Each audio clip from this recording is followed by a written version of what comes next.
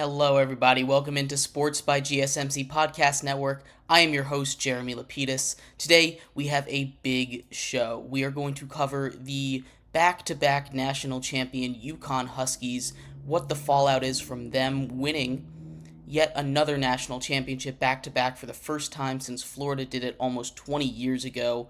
Are they a blue blood now? We'll get all of that. We'll get into that in just a second in segment 1. In segment 2, we're going to talk a little bit about the Defensive Player of the Year debate between Victor Wembenyama and Rudy Gobert. Talk a little bit about who I think should win, what I think is going to happen, and what this looks like in the NBA in the future. Segment 3, we're going to transition out of basketball, talk a little bit about the MLB. I've made my first power rankings list of the season. It's a little early, so I've categorized them into, I believe, 5 categories.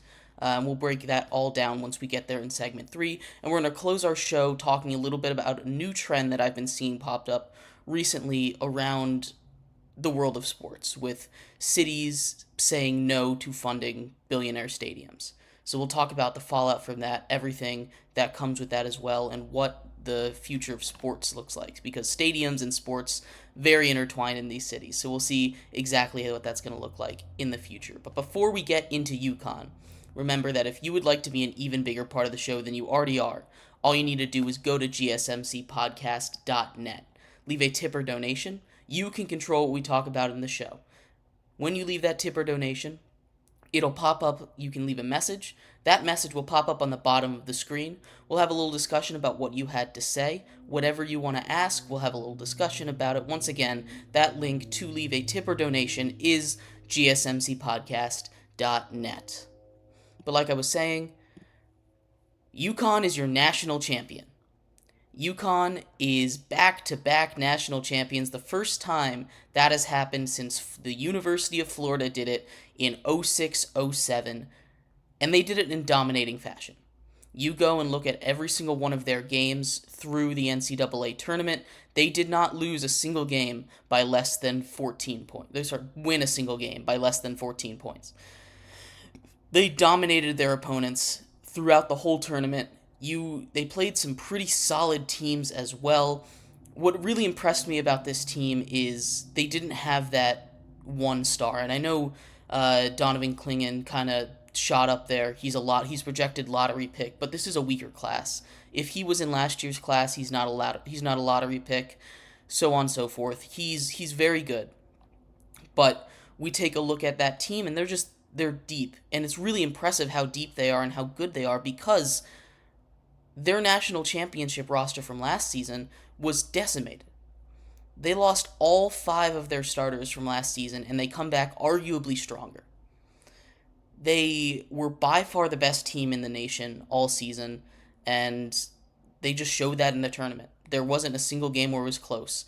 They pulled away in the second half just with how much they were able to pressure and take care of any mistake that any other team made. If a team made a turnover, they were capitalizing on it.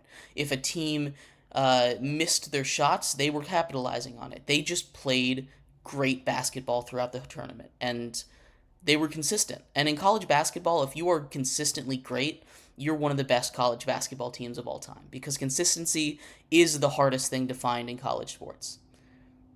So congratulations to UConn. They win their 6th national title in the last 25 years, the 6th in their program history. Like I said, 2 in a row. Are they a blue blood school now? And I'd love to pose that question to you guys here in the comments. Let me know what you think if UConn is a blue blood school. You look at your blue bloods, North Carolina, Duke, Kentucky, who just lost their coach, leaving a blue blood to go to Arkansas. We talked about that yesterday. But are they a blue blood? What is your definition of a blue blood? I'll tell you mine here in a second. You take a look at a team. My definition of blue blood is a team that, first of all, you need to be winning championships, right? And you need to be winning championships. You don't have to do it consistently, but you need to constantly be in that conversation. Every single year, Duke, UNC are in this conversation. You see UNC was a 1 seed this year. Duke made it to the Elite 8. These teams are making deep runs. These teams are consistently getting top recruits, all this, all that.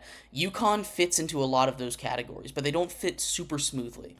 You know, they missed the tournament, I believe, 8 times in the last 25 years. Which is a good amount of times to miss if you're a blue blood. You know, when you're a blue blood school, you're kind of expecting to be locked in to March Madness every single year. And that just hasn't been the case with UConn. I do believe they are a blue blood now. Like I said, 6 national titles, 6-0 in title games. They're really, really good. They arguably have the best coach in the country, who was offered the job at Kentucky. Dan Hurley was. He did not end up taking that job, but he was offered that job. He can build it at UConn.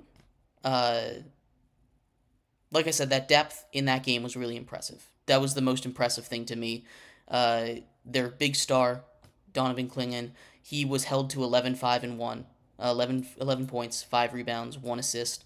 There were 4 UConn players in double figures. They picked up the slack. He was tasked with guarding Zach Edey. Zach Edey, who had an incredible game on his own. You take a look at the record books for single game points in a national championship game. He's 4th all time behind some really big names.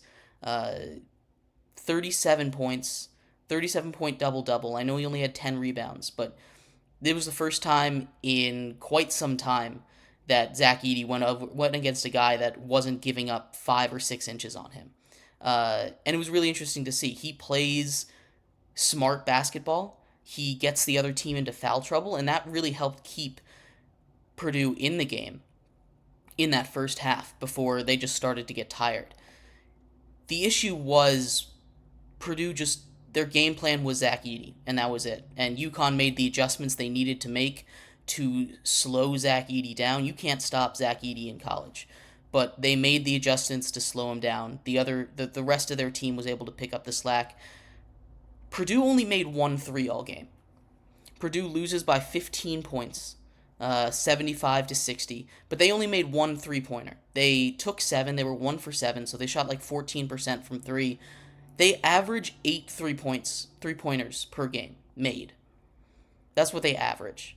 That right there is 21 points that they just did not have. And going into the second half, they'd only taken 2 threes.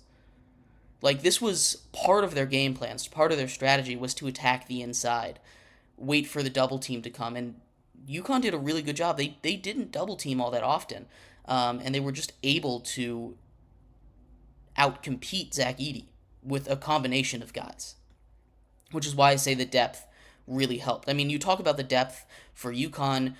They only had 2 guys score off the bench for them. But they scored 13 points off the bench. Purdue only had 2 points off the bench all game. That's it. 2 points.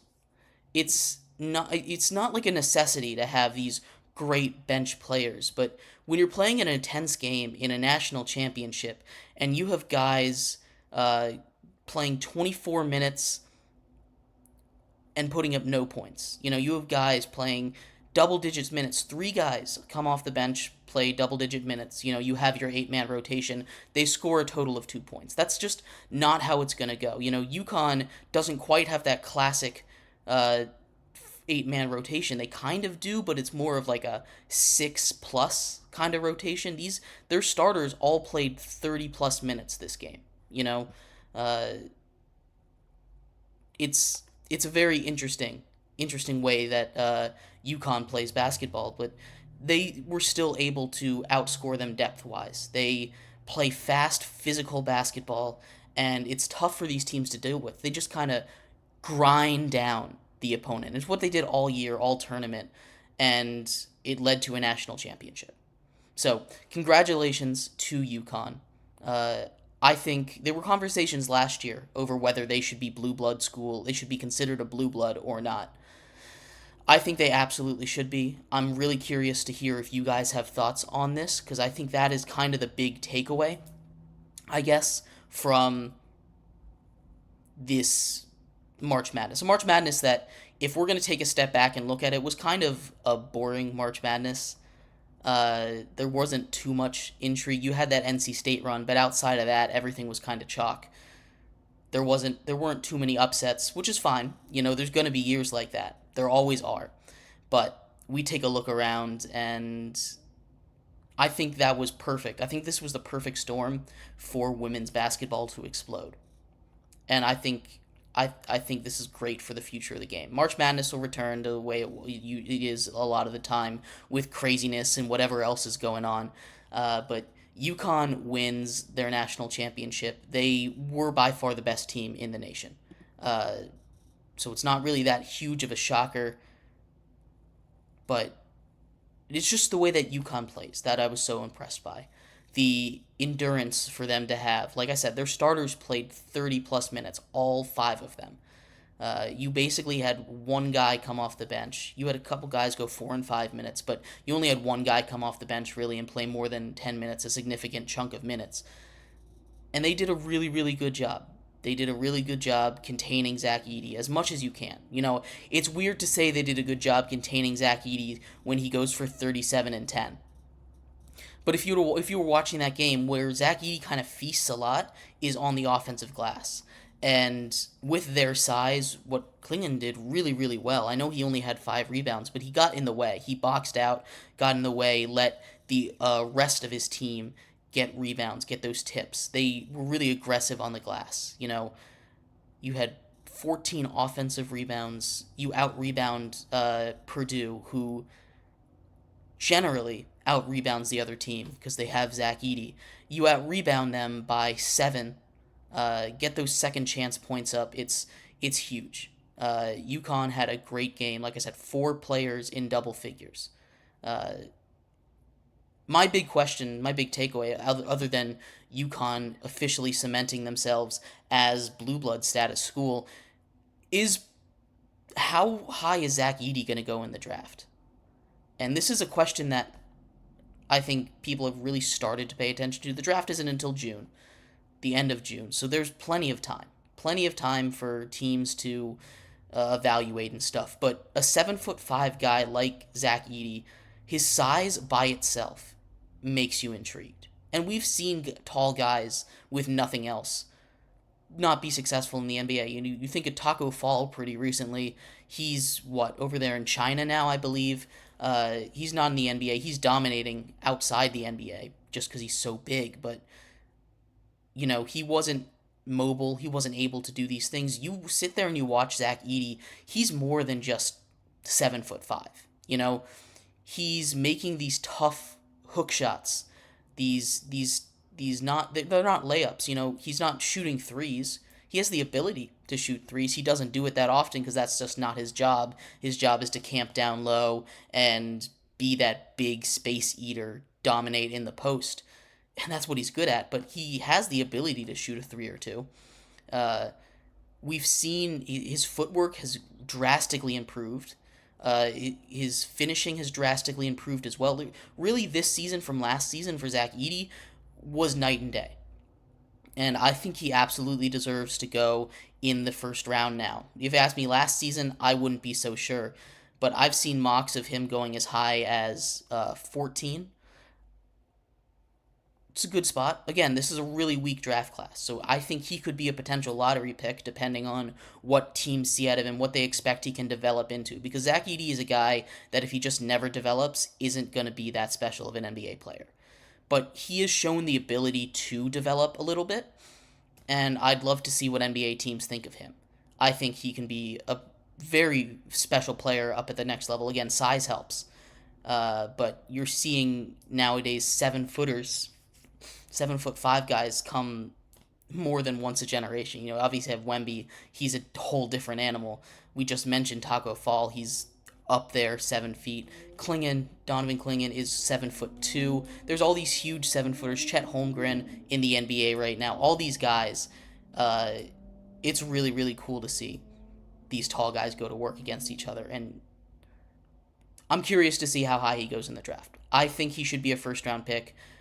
Maybe even a lottery pick. Like I said, it's a weak draft class, so I think he'll go pretty high. But again, I'd love to hear your thoughts. Let me know in the comments what you think of Zach Edey in the draft. Is UConn a blue blood school? Let me know what you think. Why or why not? In our next segment coming up, we are going to transition into the NBA. We're going to talk a little bit about the Defensive Player of the Year race between Rudy Gobert and Victor Wembenyama. Stick around for that. We'll be right back on Sports by GSMC Podcast Network. I feel like I'm losing my mind. Is everybody in the world blind? Please, Lord, give me a sign, a sign. I feel like I'm losing my mind. Is everybody in the world blind? Please, Lord, give me a sign, a sign. I wanna be the greatest. Everybody on the fake shit. I look around and feel like everybody is the fakest. I make this every day and I'm impatient. Hoping one day I blow up from the basement. Statement, the top is so vacant. I don't hear shit that I think is amazing. Waiting for my day when I'm playing. Sold out shows with 1,000 faces. Hey, give me that crown. Get in my way and to be put down. It ain't replace all this my town. If I want that shit, then I'll get it right now. I'm losing it, the noose it fits. I'm losing shit, a stupid myth. You choose to live or choose to dip. You choose to fight or lose your grip and lose a gift. Oh. I feel like I'm losing my mind. Is everybody in the world blind? Please, Lord, give me a sign, a sign. I feel like I'm losing my mind. Is everybody in the world blind?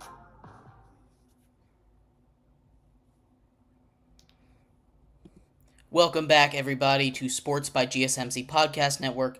I am your host, Jeremy Lapidus. If you are just tuning in, we just finished breaking down the UConn Huskies being your back-to-back national champions in men's basketball. The first time that has happened since Florida did it all the way back in 2006-2007. An incredible run by them makes them a blue blood school, in my opinion. Let me know what you guys think about that. But in this second segment here, we are going to leave college basketball, graduate up to the pros, the NBA. The season is winding down. We're going to talk a little bit about the awards. The hottest contested award right now seems to be the Defensive Player of the Year award. The MVP is still up for grabs, which is very exciting. We haven't had a race like this in quite some time. But the Defensive Player of the Year award has the most intrigue / outrage / conversation around it. So we're going to break that one down a little bit. Maybe we'll get into some MVP stuff as well. But before we do, remember, if you would like to be an even bigger part of the show than you already are, all you need to do is go to gsmcpodcast.net, leave a tip or donation. If you leave a tip or donation with a message, you can control what we talk about on the show. Your question will pop up on the bottom of the screen, or your statement, anything that you would like to talk about. We will have a discussion about it. You can control the fate of this show. You can control how this show goes. All you need to do is go to gsmcpodcast.net and leave that tip or donation. We appreciate anything that you do give. Once again, that link is gsmcpodcast.net. But like I was saying, we are going to transition into the NBA, and the season is winding down. We're going to talk a little bit about Depoy. The award season is coming up. A lot of these awards are seemingly locked in. Depoy even seems like it's kind of locked in, although I think this is why we're having this conversation. Because you have your establishment guy in Rudy Gobert, the guy who's been the front runner all season. He's the anchor of one of the best defenses in the league in the Minnesota Timberwolves, taking on up-and-coming rookie Victor Wembenyama. Victor Wembenyama, who is just a monster.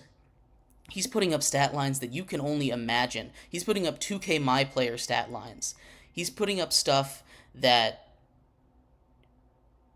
5 years ago, you said anybody, even last year, you said anybody was putting up these numbers, you would be laughed out of the room. These numbers are insane. They're superhuman, and he's only going to get better. He's putting up 5 blocks, 5 steals, almost repeatedly back-to-back nights. So we take a look at these two players, these two juggernauts of defense. And this isn't to say either of these two are bad. They're both in the conversation for the best defender in the entire league for a reason. My vote goes towards Victor Wembenyama just because of how striking it's been. Rudy Gobert is doing his thing, And I never want to be that person that takes someone out because of voter fatigue, you know? But when you just have a phenom like Victor Wembenyama, and he's doing what he's doing on the defensive end, his blocks, his effectiveness, his length, really. He gets out of position sometimes, but he's able to recover every single time. He's just insane. And you compare that to a guy like a Rudy Gobert, who is one of the best rim defenders in the entire league. He's one of the best defenders of all time. He's won Defensive Player of the Year, I believe, 4 times now. He's been a finalist almost every single year of his career that he's been healthy. He is one of the best defenders of all time. And he's like that for a reason. There's a reason that he most likely is going to win this award. It's not a great one. The NBA has never given DPOY out to a rookie. In fact, the youngest player to ever win Defensive Player of the Year was Jaren Jackson Jr. He was 23 at the time, so this is a recent thing. And we see this kind of pattern go into a lot of awards. People are hesitant to move on to the next big thing, to pass the torch. They like giving it to established players that we know are this, especially the defensive award. That one is much less likely to go through a big change. You talk about all these different factors on offense and how open the offense is. You get these young guys winning awards all the time. But when you're talking about defense, it's harder to play, so they go and they say, hey, this guy is the best on the best team. He wins. And it kind of is it's kind of like that for a lot of awards, not just NBA awards, but awards in general. And it's something that I think the NBA is much more open about than a lot of other leagues. If you remember back, I don't remember how long ago this was. I think it was about 2 years ago, and it happens every year. I believe this was Jokic's first MVP. So what would that be, 3-4 years ago now? Devin Booker was third in MVP voting, and it wasn't that he had an MVP season. It was he was the best player on the best team in the West. So get him votes. And they do that a lot. They kind of default to that, and it's hurting Luka a lot in this cycle of the MVP debate. Hey, his team isn't winning. His team is winning now. It boosts a lot of players. It's boosting Rudy Gobert in this DPOY debate. It's sinking Victor Wembanyama's case in the DPOY debate. But if you go look at the numbers, and I think that's an important thing, you need to be able to balance team success with player success, especially when you're talking about individual awards. When you're talking about individual awards, you need to be able to separate it from team success. And I know that's tough, especially in a game like basketball where it's all about the team. Which is why, personally, I don't like using championships as a metric for deciding who the best is of all time. Just because it's a team game. You can be the best player. I mean, I don't want to throw Victor Wembanyama's name into this conversation, but just walk with me here. For instance, the Spurs are really, really bad. There's no denying that. But Victor Wembanyama is having award-worthy seasons, This, no matter how good Victor Wembanyama is, he's not taking this team to the championship. He's just not. This team is not good enough. You need some help around him, and that's why I think championships are not they're something that you can look to for legacy. But if that's your first argument when you're talking about all-time debates, no. I think that's invalid. I think it's a team stat. As much as it is an individual stat, it's more of a team stat. But that's besides the point. This DPOY debate between Victor Wembanyama and Rudy Gobert, the two Frenchmen, two big men, it's a good battle. Rudy Gobert deserves the award. Don't get me wrong. I just think it's not by small margins that Victor Wembanyama is beating him out in these counting stats. I've seen this going around a whole bunch. Victor Wembanyama, 245 blocks. Rudy Gobert in the last 2 seasons, 245 blocks. It's a little bit of bad faith because he was hurt a lot of last season and he was dealing with a whole bunch of stuff. as well. Rudy Gobert was. But you can still take a look at that output. 245 blocks in a season. He's going to put up 250. The way he's averaging 3.5 blocks a game, it's super duper impressive. You take a look at the last time someone had 250 blocks in a season. You know, it hasn't happened in quite some time. You know, the last time someone had 250 blocks in a season, we're taking a look at, Kareem did it a whole bunch of times, but it's been quite some time. We haven't had a dominant force on the inside quite like Victor Wembenyama, and he's only going to get better. I don't know if he's going to be able to get this award this year, but next year, when he's not a rookie, like I said, no rookies have ever won this award, and I think that's dumb. If you're in the league, you're in the league. You should be in contention to win it. And a lot of times it's not because they're just overlooking rookies. A lot of times it's just because the veterans are better. And in this specific scenario, I think Victor Wembenyama deserves the award. He's going to sweep at the award ceremony. He's going to win Rookie of the Year. He's hopefully going to win Defensive Player of the Year. Again, nothing against Rudy Gobert. But Wembenyama is just better defensively. You know, the Spurs defense jumps from 28th in the league with him off the court to 4th in the league with him on the court. That is one of the most dramatic differences that I have ever seen anywhere. You don't just jump 25 spots, 24 spots out of nowhere without having some special defensive talent. And he is a special defensive talent. So 3.5 blocks, 1.5 steals. You know, it's almost double every single one of Rudy Gobert's numbers.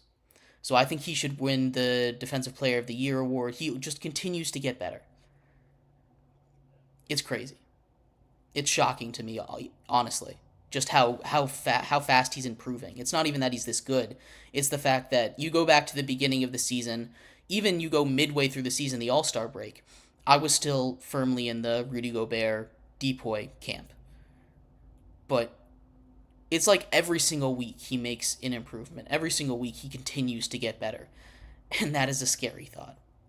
He is very, very, very good at basketball.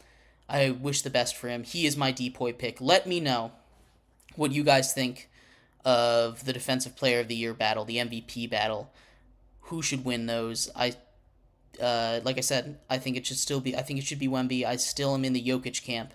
Although Luka is making quite a run at it. He should probably be second at this point. Shea is getting votes ahead of him because his team is doing better in the standings. But Luka has brought the Mavs basically out of the play-ins and into the playoffs. So I think he should absolutely get at least second in MVP voting. Let me know what you think in the comments. I'd love to hear your thoughts. Coming up in our third segment, we are going to leave the realm of basketball. We're going to move into baseball. Baseball season kicked off about 2 weeks ago. We have our first Power Rankings, official Sports by GSMC Podcast Network Power Rankings. We'll talk about all that and more, why I grouped them like this, coming up in segment number 3. We'll be right back on Sports by GSMC Podcast Network. Looking for your daily fix of sports talk without having to pay for it? GSMC Sports Network is available on YouTube. Just search GSMC Sports Network. Get your fix of daily sports talk shows on YouTube, absolutely free. NFL, college football, NBA, MLB, MMA, UFC, fantasy football, and so much more. GSMC Sports Network has shows running all day long, with new sports shows starting every 2 hours. Just like on your favorite cable sports channel, except GSMC Sports Network is absolutely free. Just search GSMC Sports Network on YouTube to catch one of your new favorite shows, like the GSMC College Football Podcast, Chip Shot Football Podcast, Hoops and Heels Women's Sports Podcast, GSMC Basketball Podcast, and so many more. Check it out for yourself. GSMC Sports Network, now available on YouTube absolutely free. Search GSMC Sports Network on YouTube right now.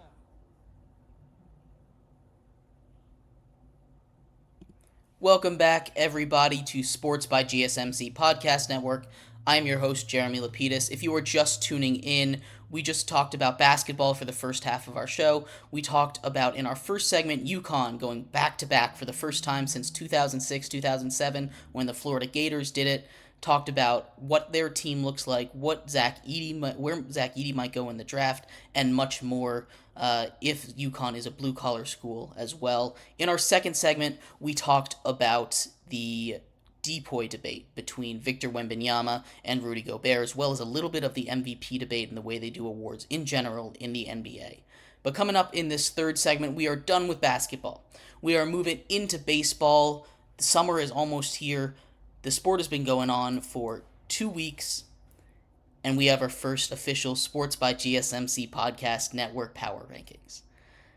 It's a little early in the season to do power rankings the traditional way, and I did do a 1 to 30 power rankings, but instead of numbering them 1 through 30, which they are there, so if you want that full list, it will be there. I will show you that. But I separated them into tiers, and we'll get into all of that in just a second. But before we do, remember, if you would like to be an even bigger part of the show than you already are, all you need to do is go to gsmcpodcast.net. Leave a tip or donation with a message. It'll pop up on the bottom of the screen here for you, me, everybody else around the world to see. You can control what we talk about here on Sports by GSMC Podcast Network with your tip and donation. Anything you want to ask, burning question about sports, about life, about anything, we will have a discussion about it. All you need to do is leave that tip or donation at gsmcpodcast.net. We appreciate anything that you do give. Once again, that link is gsmcpodcast.net. Like I was saying, April MLB Power Rankings. 2 weeks into the season is a little early to really see how these teams are going to end up, but I feel pretty good about these power rankings. We've made a list. I've separated it into 4 tiers. Tier 1 is contenders. No doubt contenders in my mind. These teams are primed to make a deep playoff run. Second tier is playoff teams. And the third tier is anything could happen. The meh tier, the oh my goodness, this is chaos tier. There's a lot of teams in that tier. And then we shove it all the way down to the bottom with, and that tier I guess we could call the wild card tier. And the final tier is tank tier. Tank tier, there are 5 teams. Contender tier, I've got 4. I've got 5 teams in the playoff tier, and the other 15 are all in the wild card tier. So we'll take a look at all the tiers in just a second. We'll start at the bottom, right? As all good power rankings go, with my tank tier. These teams are basically done. Call it a season. They're not going anywhere. I've got 5 teams, and I bet you could guess those 5 teams. We're going to start here in the basement. Like I said, I did do 1 through 30. There's 5 of these teams. I have the Athletics at number 30. They might not actually be the worst team in baseball this year, but with everything that's going on with the ownership, whatever momentum they have is gonna fall apart. So I have them here at 30, just below the White Sox, who I did for a second have there. White Sox I have at 29. The Marlins I have at 28. The Marlins have been rocked with injuries. Their big strength pitching, 3 or 4 of their guys are all down. Sandy Alcantara, Yuri Perez went down recently. They are a very, very injured team in pitching, and we talked about pitcher injury yesterday. It's a mess for the Marlins. Nothing went right. They made the playoffs last year, and then they just fell off a cliff, which is a shame, because they seemed like they were building a lot of momentum. 27, I have the Rockies. Speaking of a team with no direction, the Rockies are a team with no direction. The Rockies make moves to seem like they want to compete, but then they just don't do anything. They extend their players, they just don't attract those free agents, they don't make the big splash. Their front office is a mess. They're in that tier. And at the very top of the tank tier are my beloved Washington Nationals. I couldn't put them any higher than 26. Not that I think 26 is the wrong spot for them. they're bad. They're really bad. The organization continually makes mind-boggling decisions about their prospects. I really thought they'd call at least James Wood up for the season after the spring training he had. But they're bad. They're really bad. Their pitching that their silver lining for them is they had young pitching that could make a big step, and right now none of it has. In fact, you could even argue it's taken a step backwards. So the Nationals are not a very good team. They're there at 26, and that concludes our tank tier.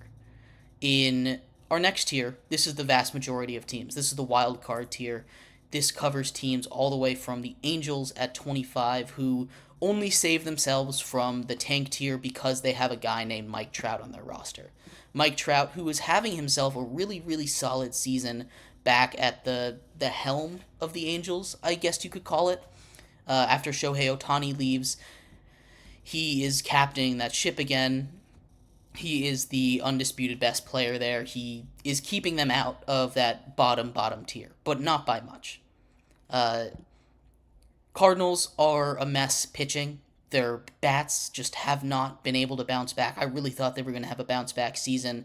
They're there at 24. Just above them, I have the New York Mets. Again, another team that's just been unable to put it together. Pirates and Padres at 22 and 21. The Royals at 20. The Royals are a much improved team. I just think they've run into a little bit of... they've got a lot of young guys. I don't think they were ready for the season. I think we'll start to see them climb as time goes on. Same thing with the Reds, who I have at 19 right above them. I expect both of those teams to make a push towards the top of this tier in a little bit of time. The Reds, their defense is a mess. Their pitching has improved, but their defense has gotten worse. Injuries are not helping them. Guardians I have at 18, Brewers at 17, Giants at 16, Mariners at 15 have had a really good start to their season. It's not the greatest start it's not the start they would want to have, but there's some spots, even if they're not winning games. They've had a little bit of a tougher schedule, and I expect them to bounce back a little bit. Twins at 14, Blue Jays at 13, Tigers at 12. The Tigers, I don't know if I've talked about it here on the show. They went out, they were one of the hottest teams to start. They have Cy Young candidates everywhere. Tyler Skubal is maybe the front runner for that at this point. Their bats need to get going a little bit, but they have been hitting. They'd be a little higher on my list if they didn't just lose a series to the A's. I think that was a trap series. I think they'll bounce back. The Tigers have been really impressive to me this season. I have them up here at 12 for now. Like I said, they're still in this wild card tier. Anything can change. The Cubs I have at 11. I was down on them, but they have improved their pitching. They lost Marcus Stroman. I thought that would make their pitching worse. But no, they got better. They brought in a guy from Japan who is killing it on the mound in Cy Young contention once again. So lots, again, it's really early to say that, but Shoto Imenaga, is pitching lights out.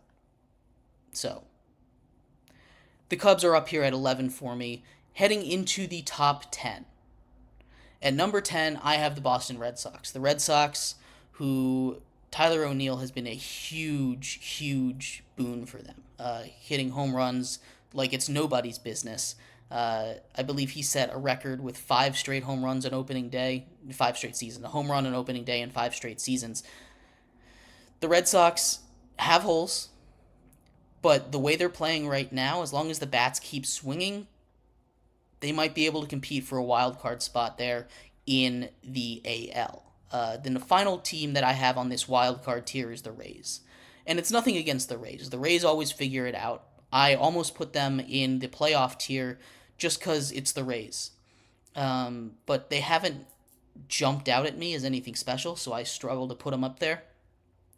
Maybe I should have put them in the next tier, but the Rays are a very good team. They'll always figure it out. The Rays front office is maybe the best in the major leagues, just behind the Dodgers maybe, but very, very good at baseball. the Rays are. The lineup continues to hit even without some of their big pieces. Pitching, always pitching with the Rays. They are 3 steps ahead of everyone else, it seems, every single season. It's really impressive how they continue to get the best out of their pitchers with analytics, and they don't pay people that much. So I am always super impressed by the way that the Rays run things. They are in the top 10 at number 9 in my first power rankings. At number 8, I have the Arizona Diamondbacks, the runners-up in last year's World Series. They came out of the gates with fire.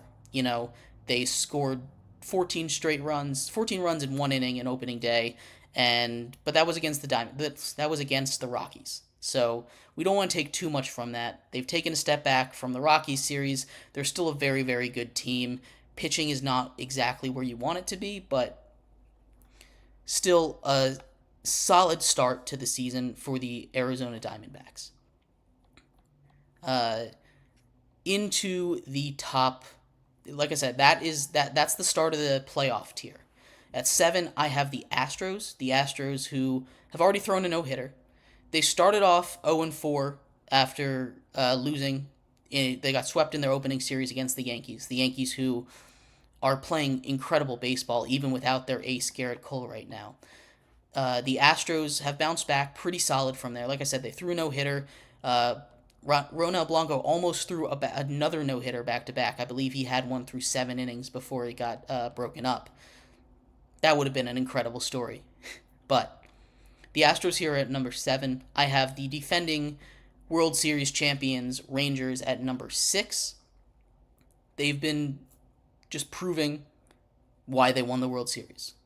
They are a very, very good baseball team. The Rangers are. They continue to, win games, and they win them handily. They've played 10 games now. They haven't had an opportunity for a save, so they're either winning or they're losing. And when they win by a lot. And that's not the worst position to be in. They'll be fine.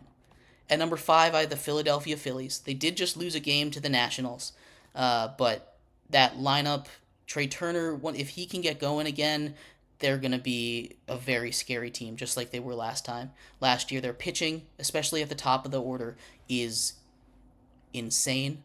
You have your big 3 up there, obviously. It's tough to go against this team. But now we're getting into what I'm calling the contenders tier. The top 4, pretty undisputed, I think, at least. These teams seemingly are the best by quite a wide margin. The Orioles I have at number 4. They just continue to dominate. They're a super young team with a lot of great young prospects that they might call up soon. Their minor league team put up like 30 runs against someone. Insane. The Orioles pitching with Corbin Burns has only improved. They are so good. I have the Yankees at number 3. The addition of Juan Soto has been probably the best addition of the offseason, including Shohei Ohtani. Not to say that Shohei Ohtani's addition has not been incredible for the Dodgers, who are actually second here on the list. But Juan Soto has been a revelation in New York, and maybe he'll stay. That's the report. He seemed to love New York. New York seems to love him. Seems like it's a good spot for him right now. The Dodgers I have in number 2. They have Mookie Betts. And that's really all I need to say. Mookie Betts is leading the MLB in just about everything right now. It's scary how good he is at baseball. And of course you also have Shohei Ohtani and Freddie Freeman. That roster is stacked. The Dodgers are my number 2. The Braves are my number 1. And they're the only roster that I think can go toe-to-toe with the Dodgers. It sucks that they just lost Spencer Strider. That's a huge loss for them. That's a loss that they might not be able to recover from. But their pitching is so strong that I think they'll be fine. You still have Chris Sale in what was the 4-hole, now the 5. What was the 4-hole, now the 3. So nothing to be too worried about if you are a Braves fan. I have them at number 1 in the power rankings. But yeah, that is the first Sports by GSMC Podcast Network power rankings. Braves at number 1, Dodgers 2, Yankees 3, Orioles 4. Those are the top 4. That's the special contender tier that I have made. But anyway, in our 4th and final segment today, we're going to transition out of baseball, talk a little bit about stadiums, stadium building, everything that goes into that. If you kept up with the news recently, there's been a whole drove of stadiums being denied by the city, not the owner, not the team. So we'll talk about the effects of that, what these teams and cities might do if we'll see movement. We'll talk about all that and more coming up next on Sports by GSMC Podcast Network.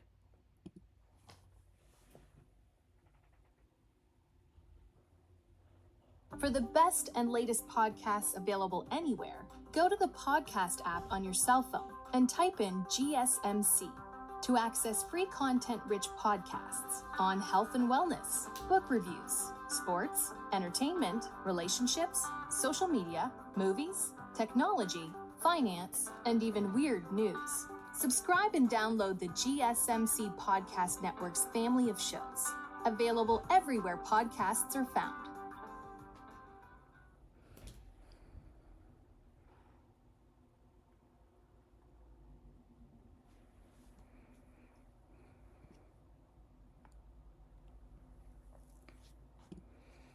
Welcome back, everybody, to Sports by GSMC Podcast Network. I am your host, Jeremy Lapidus. If you are just tuning in, you've missed a big show. We just finished going over our first official Sports by GSMC Podcast Network 2024 power rankings in the MLB.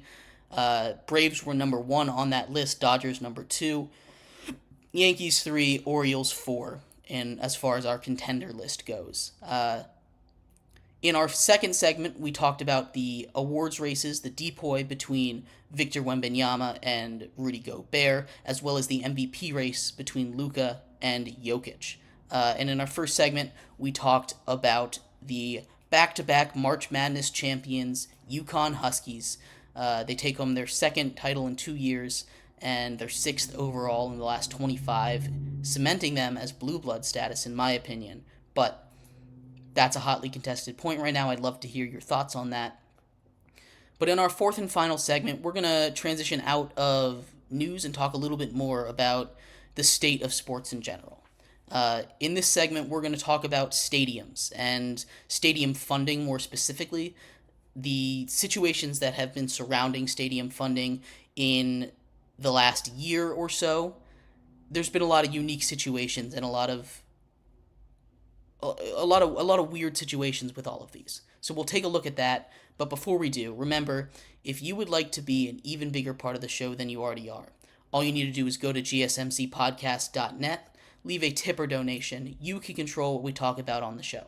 If you have anything you'd like me to cover, go ahead and leave that tip or donation. A message will pop up on the bottom of the screen. We will talk about whatever you would like. All you need to do is go to gsmcpodcast.net. Like I was saying, in our 4th and final segment here today, we are going to talk a little bit about this new trend I've been seeing in sports, saying no to billionaires for stadium funding. We'll take a little walk through the history of stadium building. Back in the oldie times, back before like the 80s and the 90s, stadiums used to be, built by the owners. They'd fund it, they'd build it. What's done is done. Now, in more recent years, stadiums are getting more and more expensive. They're decking them out with everything, all the bells and whistles, top to bottom. I mean, you look at the Raiders Stadium in Las Vegas. You look at the Rams and Chargers Stadium in LA. These stadiums, you look at Jerry World in Dallas. These teams are huge. These stadiums are huge. They're basically spaceships sometimes. It's kind of crazy. And a lot of these, most stadiums nowadays, are funded with taxpayer money, taxpayer dollars. And the way that works is the billionaire, the owner, goes and says, hey, I'd like you to give me money for the stadium. This is what I'm thinking. And it used to be a little bit of a fight, but generally it would get passed. But in recent trend I've been seeing, in just like the last month or so, I think we've had at least 3 stadiums be rejected. You have the whole saga in Oakland, not just with the Oakland Athletics attempting to not pay for a stadium, but also the Oakland Athletics attempting to have Oakland pay for the whole stadium, something that they just weren't going to agree to do, and there was no good faith compromising there. So that's a little bit of an outlier. But more recently, with the Capitals and the Wizards and Virginia, something that was being pushed for hard by Virginia's governor, got shut down by the rest of Virginia, and now D.C. is funding that stadium. They're going to get new renovations and everything. They're going to stay in D.C. So Virginia said no to the Leonsenses, the billionaires that own the Wizards and the Capitals and the Mystics and all those teams up in D.C. But also the Chiefs attempted to get a new stadium. Clark Hunt, I believe, is his first name. I know it's the Hunt family. Submitted a ticket to get funding from the government in Kansas City, and it was struck down. Now, a lot of people, or I won't say a lot of people, a couple people I've seen are saying, oh, they're going to St. Louis now, and I think that's a little far-fetched. I don't think just because someone says no to your stadium means, all right, I guess that's it, we're leaving, goodbye. Now, that certainly is something that teams have done in the past. You look at a team like the Rams in St. Louis. They weren't getting their funding, they left, This is not an odd thing. It happened with the Colts. They left Baltimore because they weren't getting the funding, just packed up in the middle of the night and went to Indianapolis. This stuff happens. It happens a good amount of the time, too. So that may be in play. Maybe the Chiefs threatened with leaving. But the Chiefs have such a strong fan base. They have what is the loudest stadium in the league at Arrowhead. They're not leaving. That would kill their fan base. It really would. Especially right now, in the midst of Patrick Mahomes, they're not leaving. And I feel like Kansas City knows that. They were able to say no to this, and I haven't seen too many reports about them leaving, but there are other ways around this. And I think it's good. Because you go look at numbers, you go look at trends, and there have been studies that have been done. Like the idea for taxes paying for stadiums is it'll pay for itself because everybody is going to get the entertainment out of it. It's going to make the money back for the city, blah, blah, blah, all that. None of that is true because the way it's set up is for the stadiums, all the money to go to the owners, their tax exemptions and all these crazy things that finances that I don't quite understand completely, but the way that stadiums are set up nowadays, in general, are city pays for it, money goes to the pocket of the billionaire. And I don't think that's how it should be. I think if you want a stadium as a billionaire, you have the ability to fund it. Now, it's fine if you need some help funding it, but I think you should have to fund at least 50% of it. It's just my opinion. These owners have enough money. They have the ability to fund this. They're NFL owners. They're professional sports league owners. And that's a pretty radical change, I think, sometimes. But we already start to see a trend to it. People are saying, hey, no, you have enough money. We're not paying for your stuff. If you want it that bad, go pay for it yourself. And that's not going to work everywhere. Like I said, DC already shelled out a whole bunch of money to the Wizards and the Caps to keep them in DC. So it's not everywhere. But it has been a trend that I've been seeing, and it's something that I think should be applied more. Because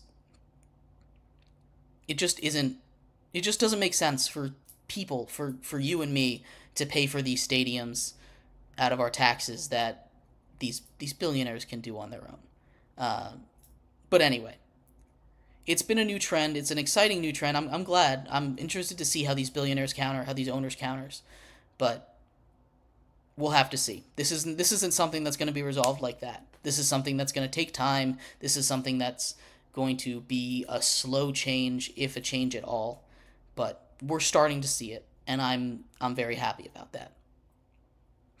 But anyway, thank you everybody so much for tuning in to today's episode of Sports by GSMC Podcast Network. We'll be back here tomorrow, same time, same place. Hope you'll be here for it. I have been your host, Jeremy Lapidus. We'll be back tomorrow on Sports by GSMC Podcast Network. You have a great rest of your day. Bye-bye.